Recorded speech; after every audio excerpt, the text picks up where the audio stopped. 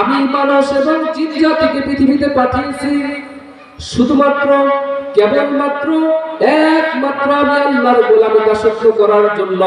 বান্দা পৃথিবীতে তোমাদেরকে গোলামি দাসত্বের জন্য পাঠিয়েছি, কিন্তু পৃথিবীতে আমি আল্লাহর গোলামি দাসত্ব করো নাই। আমি আল্লাহ তোমাদেরকে আদেশ করেছি, হুকুম করে দিয়েছি। আল্লাহ তাআলা বলেন ওয়াল্লাযীনা কাফারু ওয়া কাযযাবু বিআয়াতিনা উলাইকা আসহাবুন নার।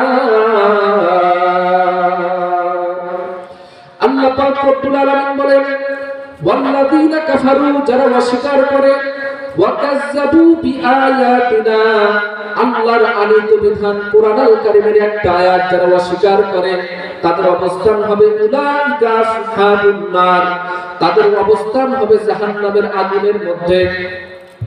আমরা আল্লাহর ইবাদত বন্দেগী না করার কারণে, আমার সন্তান ইবাদত বন্দেগী না করার কারণে আল্লাহ পাক রব্বুল আলামিন যদি কিয়ামতের ময়দানে বলেন আমি তোমাকে ওই জাহান্নামের অধিবাসী করে দিয়েছি, তখন সন্তানগুলো ডাক দিয়ে বলবেন ও আল্লাহ, পৃথিবীর ভিতরে আমাদেরকে ইবাদত বন্দেগীর জন্য পাঠিয়েছেন, কিন্তু আমরা ইবাদত বন্দেগী করি নাই, গাফিল ছিলাম।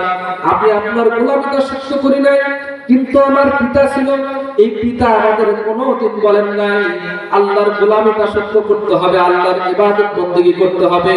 আল্লাহ পাক রব্বুল আলামিনের কাছে সন্তান সেদিন বলবে ও রব্বুল আলামিন, পৃথিবীতে থাকা অবস্থায় আমার পিতা কোনোদিন ইবাদত বন্দেগী করতে বলেন নাই, আমাদেরকে ইলমে দ্বীনের শিক্ষায় শিক্ষিত করেন নাই, এজন্য আমরা ইবাদত বন্দেগী করি নাই।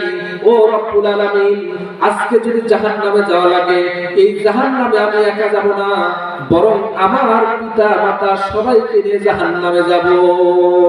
আল্লাহ জানিয়ে দেন রব্বানা আরিনাল্লাযাইনি আদাল্লানা মিনাল জিন্নি ওয়াল ইনসি নাজআলহুমা তাহতা আকদামিনা লিয়াকুনা মিনাল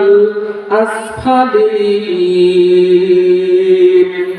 ও সন্তানের পিতা, ভালো করে শুনে রাখো, তোমার সন্তানকে যদি পৃথিবীতে থাকা অবস্থায় আল্লাহর দিকে প্রত্যাবর্তন করার চেষ্টা যদি না করো, ওই কিয়ামতের ময়দানে সন্তান তোমার নামে বিচার দায়ের করবে।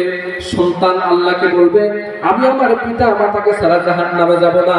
আল্লাহ পাক রব্বুল আলামিন বলবেন তাহলে ঠিক আছে, জাহান্নামে যেহেতু আমি আল্লাহ তোমাদেরকে ফয়সালা দিয়ে দিয়েছি, একা যদি না যাও, তোমার পিতার হাতটা ধরো, তোমরা উভয়ে জাহান্নামের মধ্যে চলে যাও।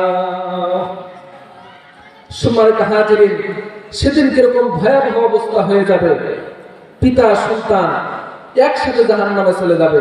এজন্য আমাদের করণীয় হলো, আমাদের উচিত হলো আমাদের সন্তানকে আল্লাহর দিকে প্রত্যাবর্তন করানোর চেষ্টা করা, দুনিয়া মুখী না করে ইসলাম মুখী করা। কারণ ইসলাম হলো এমন একটা ধর্ম, এই ধর্মের ভিতরে যদি আমরা থাকা সত্ত্বেও, আমরা নিজেদেরকে মুসলমান দাবি করা সত্ত্বেও, আমাদের কাজকর্ম দ্বারা আমাদের মুসলমানিত্বের পরিচয়, আমাদের কাজকর্ম দ্বারা এটা কিন্তু হয় না। আমরা নামে মুসলমান, আমাদের কাজকর্মের ভিতরে মুসলমানের লেশ মাত্র নাই। কথা বলেন ঠিক কিনা? আমরা আল্লাহর ইবাদত বন্দেগী করতে চাই না, এজন্য আমরা পেরেশানির মধ্যে পড়ি। এজন্য আল্লাহ পাক রব্বুল আলামিন বলেন ওয়া মা আসাবাকুম মিন মুসিবাতিন ফাবিমা কাসাবাত আইদিকুম।